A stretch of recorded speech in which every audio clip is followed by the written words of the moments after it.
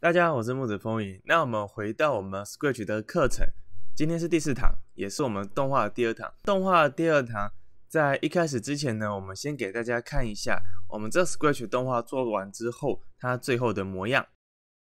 哎呦，是恐龙啊！因为疫情待在家这么久，不用去学校，突然觉得有点慌张耶。我们该怎么办才好啊？这段时间会感到慌张、焦虑、害怕都是正常的哦。这时候你可以找些方法让自己安定下来。我可以用什么方法啊？首先，你可以保持规律的生活作息，像是早睡早起，3餐准时吃饭，并且保持营养均衡。最重要的是要记得上去 Google Classroom 交作业哦。但我还是觉得压力很大耶。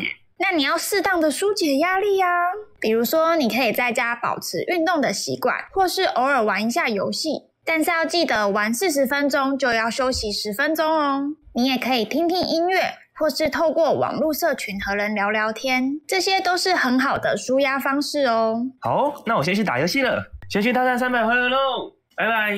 不对，要记得定时休息啊。看完动画最后呈现模样之后呢，接下来我们就要来自己动手做。我们先从建制开始。那如果你今天是使用网页版的话，你就按这个创造，那我们就可以开启一个全新的 Scratch 的范例出来。那如果你是单机版的话，基本上你打开的时候就是可以直接使用的了。开好之后呢，我们需要做的东西包含像是我们的舞台，还有我们的角色。那我们现在就先从舞台开始。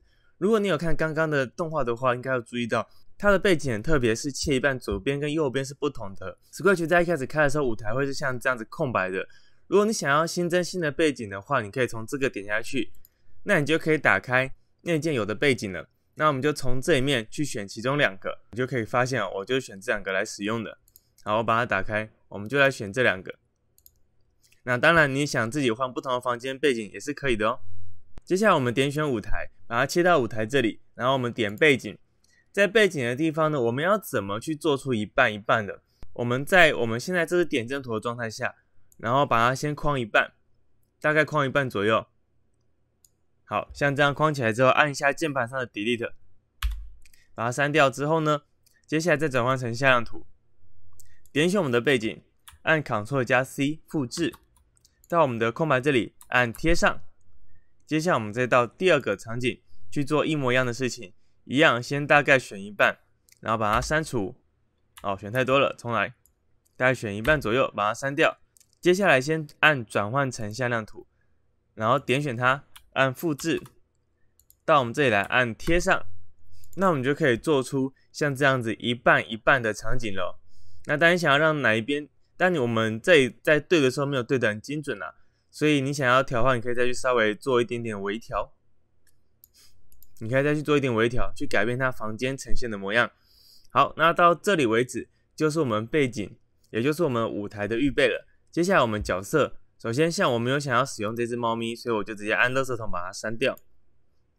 那我们按一下选个角色。那 Scratch 内建呢会提供各式各样的角色，基本上你可以从里面找出2个你想要使用的。那我在这个范里面我用的就是我们的这个人马。然后第2个我们使用的是我们的恐龙，恐龙去哪了？在这里。我使用的是我们的恐龙。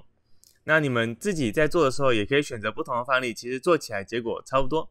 这样子我们就把我们的舞台跟角色都准备好了。接下来我们需要去录音。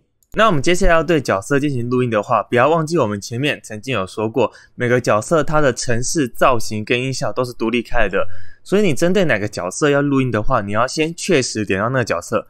那我们今天要先录恐龙的声音，我们就要先确实点到我们恐龙的上面，点到我们恐龙。接下来再切换到音效的标签里面，你会发现里面已经有一个音效了。那里面这个音效呢是 Scratch 直接给它的一个音效。那 Scratch 里面有内建很多的音效，这些音效不会是我们在这次做动画中所需要用到的，我们需要的是自己录音。所以当你要自己录音的时候，你就把你的滑鼠游标移动到这边来，然后它有很多个选项。首先如果你直接点选的话，会打开它内建的音效库，那这不是我们要的，所以我们今天要选的是这个录制，我们要自己去录制我们的声音。按下去之后，它会跳出像这样录音的面板。那我们在录音的时候呢，如果你是桌上型的电脑，你可以直接接你的耳机麦克风，那就可以进行录制了。不过如果你用耳机麦克风在录制的时候，你要注意一件事情，不要特地把麦克风贴近你的嘴巴，你直接一般这样子戴好讲话录音就可以了。如果你特地把你的麦克风贴近你的嘴巴去讲话的话，会容易产生爆音的状况，所以这个是你在使用桌上型电脑用耳机麦克风录音的时候所需要去注意的东西。那如果你今天是使用笔电或者使用手机平板，那笔电跟手机平板本身里面就有麦克风，只要把它打开就可以使用了。那我们今天要录制的时候呢，我们就按中心这红点录制，按下去之后你会发现这边就开始跑出我们的这个音波，那这个就是表示它开始在录音了。那当你录音完之后，你就按停止录制。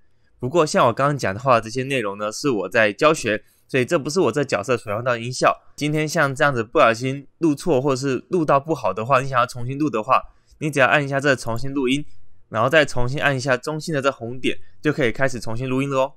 这段时间会感到慌张、焦虑、害怕，都是正常的哦。那我们接下来，我们把声音录完之后，我们可以按这个播放去听一下我们刚刚所讲的话。3、2、1。这段时间会感到慌张、焦虑、害怕，都是正常的哦。可以看到我们这个红色的点，它标示的就是我们所要使用的范围。我们在讲话的时候会有这种上上下下的，这些呢就是我们所谓的音波。那你可以透过音波所在位置，大概知道说你要从哪里截取到哪里。那像我们刚刚听过之后，我们知道说我们的内容大概从这边到这里差不多，所以我们按着这个点往后拉，拉到我们所要的位置。接下来我们可以再播放确认一次我们所留下来的内容。这段时间会感到慌张、焦虑、害怕，都是正常的哦。听过之后确认我们这一段内容就是我们所要录制的声音之后呢，我们就按下储存，就会把我们刚刚所录制的声音储存下来了。如果我们想要再做一次确认的话，你先点选到你的声音这边，然后再按这个去进行播放。这段时间会感到慌张、焦虑、害怕，都是正常的哦。确认没有问题之后呢，这样就完成我们的一个片段的录音了。我们接下来要继续录音的话，就像我们刚刚说的，我们一样到这里，然后按下录制，那就可以继续录制我们的下一段内容了。那我们再把所有的声音全部录制完成之后呢，它就会帮你做一个名称，然后一个编号。